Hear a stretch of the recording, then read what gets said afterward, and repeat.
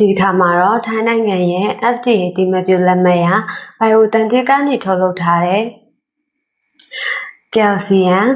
အက်တီအိုနိတ်နဲ့ မက်ဂနီဆီယမ် ဗီတာမင် D ဇင်းဆိုတဲ့ပြုစုစာလေးနဲ့မိတ်ဆက်ပေးနေရဖြစ်ပါတယ်ရှင်။ဒီပြုစုစာလေးကိုထိုင်းနိုင်ငံကနေပြီးတော့ထုတ်လုပ်ဖြန့်ပြီးရောင်းချပေးနေရဖြစ်ပါတယ်။ဒီပြုစုစာလေးရဲ့ဈေးရောင်းတစ်တောင်းချင်းစီတိုင်းမှာ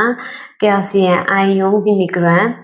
မက်ဂနီဆီယမ်200မီလီဂရမ် ဇင်း19.15မီလီဂရမ်နဲ့ဗီတာမင် D3 3.93မီလီဂရမ်ဗီတာမင် D3 93အားနဲ့ညီမျှစေတဲ့အားဖြည့်စာများပါဝင်ပါတယ်ရှင်။ဆေးဘူးတစ်ဘူးချင်းစီတိုင်းမှာဆေးတော့အလုံး30ပါဝင်ပါတယ်။သူရဲ့ပုံမှန်ရောင်းဈေးတစ်ဘူးကသူရဲ့ပုံမှန်ရောင်းဈေးတစ်ဘူးက960ဘတ်ပေးရပါတယ်နော်။အထူးဆော့ဈေးအနေနဲ့ဒီဆေးတစ်ဘူးကို389ဘတ်နဲ့ဝယ်ယူရရှိနိုင်မှာဖြစ်ပါရဲ့ရှင်။ဝယ်ယူသူတယောက်ကိုတစ်ခါပဲဝယ်ယူရရှိနိုင်တာဖြစ်လို့အမြန်ဆုံးဝယ်ယူဖို့ဖိတ်ခေါ်လိုက်ပါရရှင်။